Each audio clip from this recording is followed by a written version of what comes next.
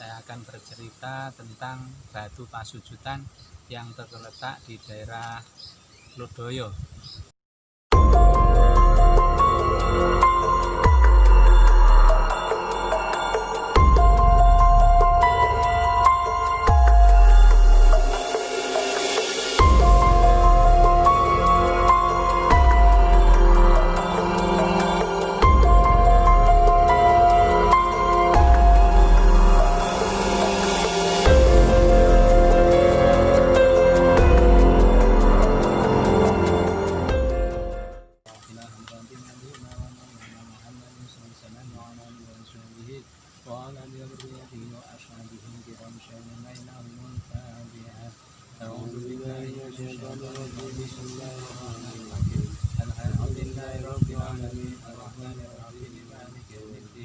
إياك نعبد وإياك نستعين اهدنا الصراط المستقيم صراط الذين أنعمت عليهم غير المغضوب عليهم ولا الضالين آمين. لا إله إلا الله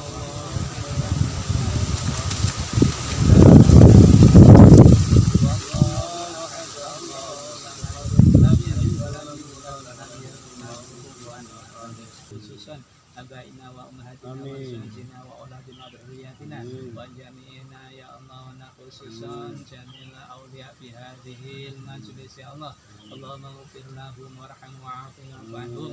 Allahumma ighfir lahum warham wa'afihim wa'anhum wa jami' kullu man fi hadhihi al-majlis ya Allahumma ighfir lahum warham wa'afihim wa'anhum wa kullu man hadara fi hadhihi al-majlis ya Allahumma ighfir lahum warham wa'afihim wa'anhum. Allahumma la tahrimna Allahumma sholli rahmah wal maghfirah ala ahli kubur min ahli la ilaha illallah rasulullah rabbana atina fid dunya hasanah wa fil akhirati hasanah wa qina adzabannar subhana rabbika rabbil izzati amma yasifun wa salamun alal mursalin walhamdulillahi rabbil alamin. Assalamualaikum warahmatullahi wabarakatuh. Ketemu lagi dengan channel kami Manunggali Cipto. Saya akan bercerita tentang batu pasujutan yang terletak di daerah Lodoyo, agak barat. Ini menceritakan bahwa di sini dulu ada seorang waliullah, yaitu kami sudah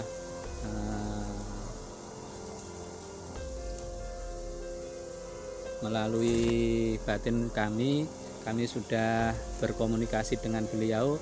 Beliau bernama Syekh Syarifuddin. Beliau adalah seorang santri dari Sunan Ampel yang diutus Sunan Ampel untuk syiar agama Islam di Blitar Selatan, khususnya di wilayah Lodoyo.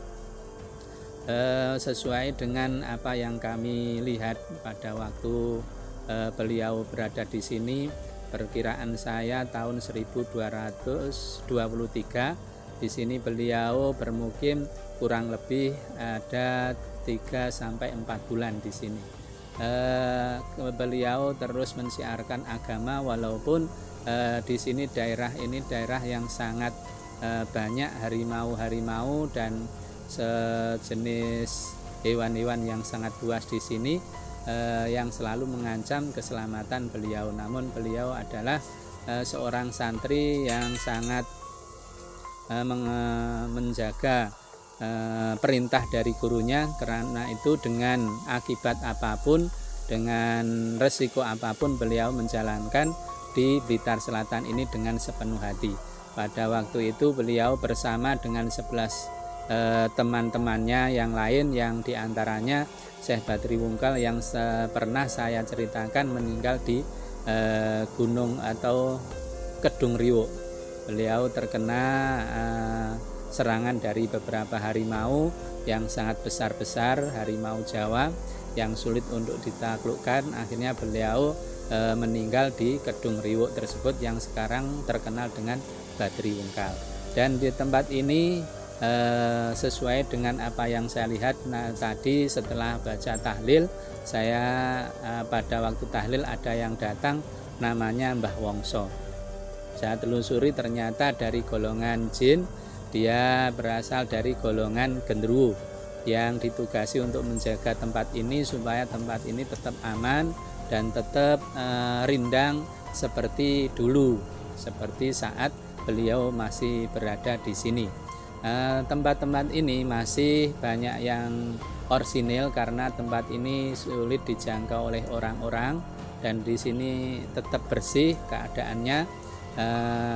Namun begitu di sini sebenarnya keberadaan kita itu ditemani oleh beberapa makhluk-makhluk gaib yang di sini itu memang datangnya setelah kepergian Mbah Syekh Syarifuddin bersama teman-temannya.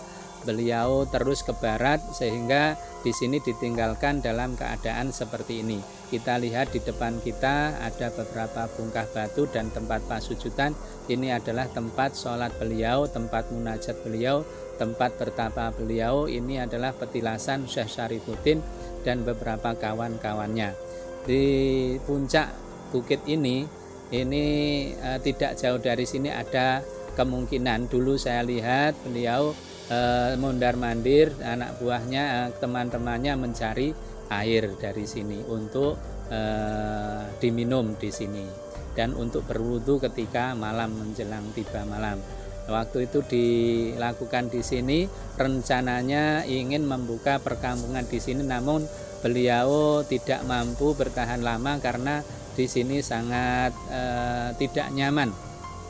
Ketidaknyamanan beliau dikarenakan terlalu banyak binatang buas, harimau dan musuh-musuh beliau yang sangat sakti-sakti di bawah sana, sehingga mereka banyak yang memusuhi beliau. Karena ketidakkenyamanan beliau bermunajat kepada Allah, beliau ada wangsit corot jawane itu supaya meneruskan perjalanan ke arah barat. Nanti kita akan mengikuti perjalanan beliau Syekh Syarifuddin, murid dari Sunan Ampel, ketika beliau melakukan perintah dari Sunan Ampel tersebut. Kita akan melalui perjalanan yang sudah lampau. Di sini beliau pernah memedarkan sebuah ilmu bersama teman-teman, bersama pengikut-pengikut beliau.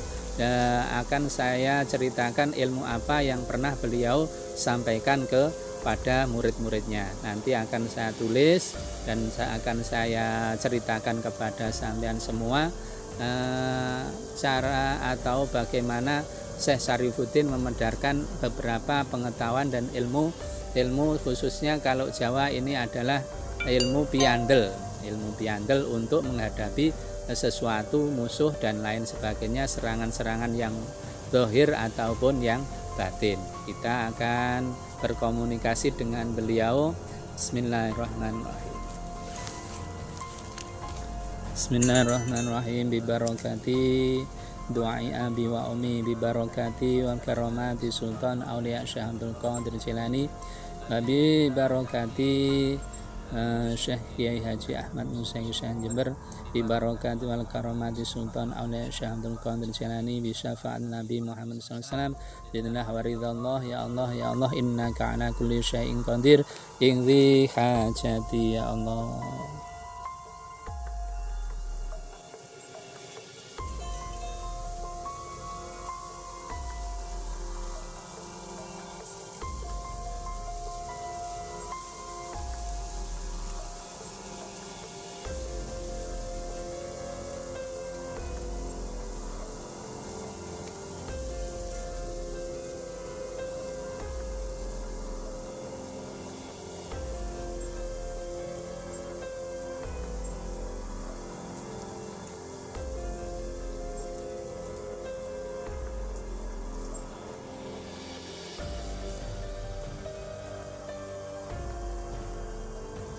Alhamdulillahirrahmanirrahim.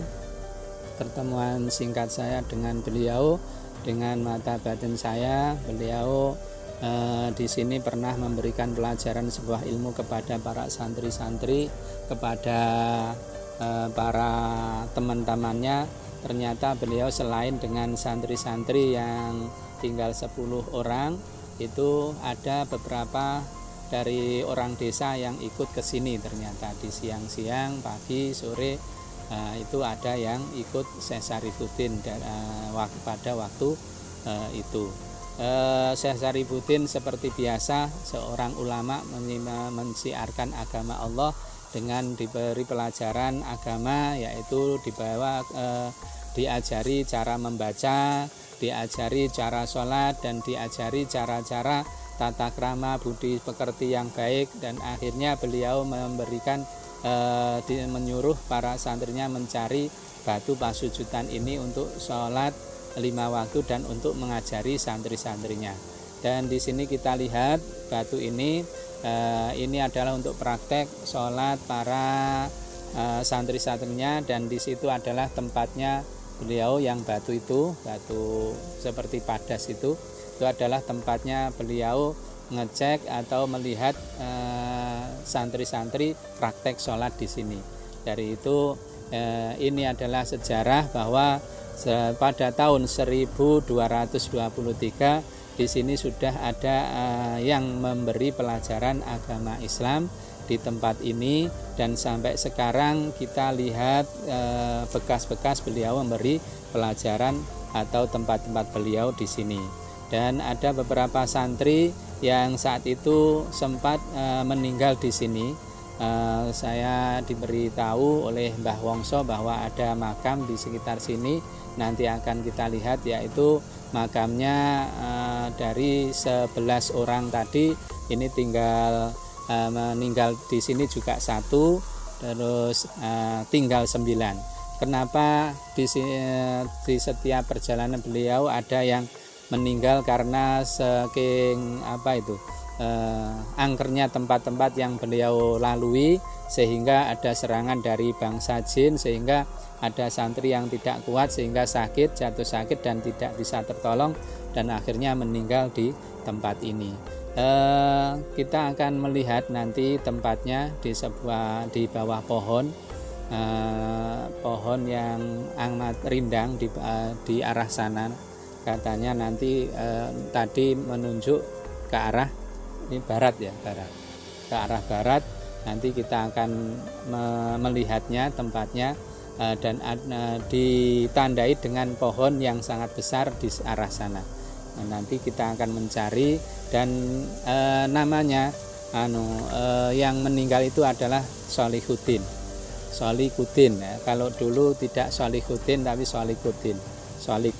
Itu beliau meninggal di tempat ini dan disemayamkan agak ke sana, karena ini rencananya mau dijadikan sebuah perkampungan dan pesantren di sini, tapi karena banyaknya serangan-serangan dari bangsa jin, maka beliau tidak melanjutkan pembangunan di sini.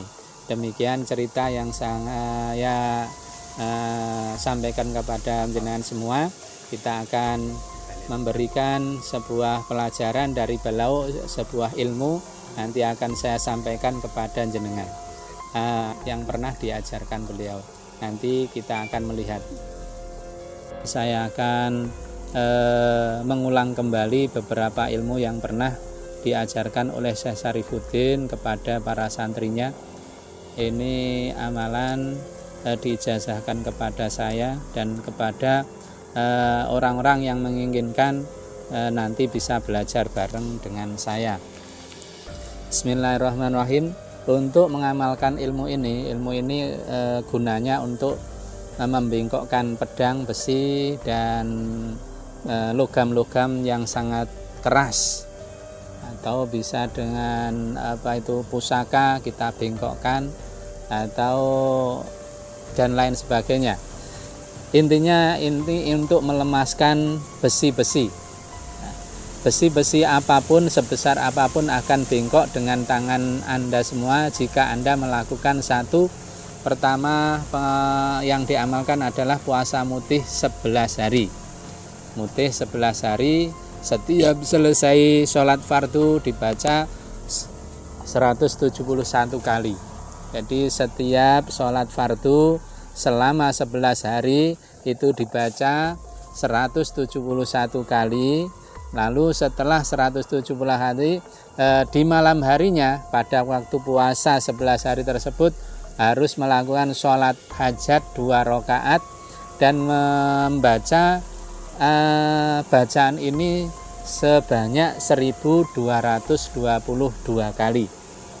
Jadi ini adalah angka-angka genap 1222 kali untuk khusus membengkokkan alat-alat dari besi maupun besi kecil atau besi besar.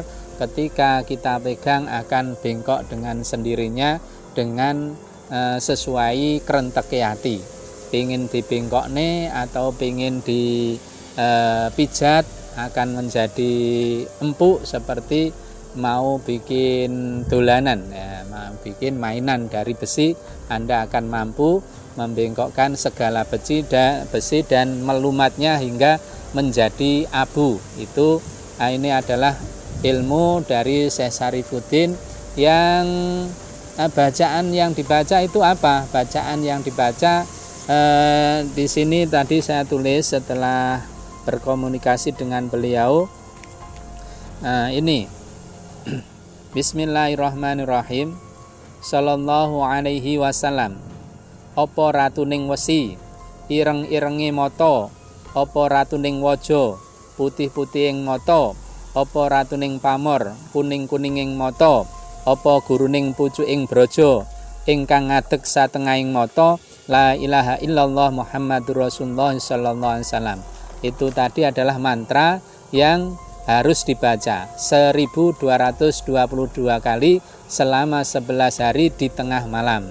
Jadi tiap jam 12 malam Anda ambil wudhu, kemudian sholat hajat 2 rakaat, kemudian Anda tawasul pertama Kanjeng Nabi Muhammad sallallahu alaihi wasallam, Sultan Aulia Syekh Abdul Qadir Jailani radhiyallahu anhu, dan kepada Sunan Ampel.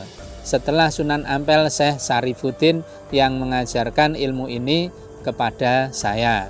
Dan kemudian beberapa jika kita semua ingin mempelajari ini bisa bersama-sama dengan saya, karena saya juga baru saja mendapatkan di tempat ini.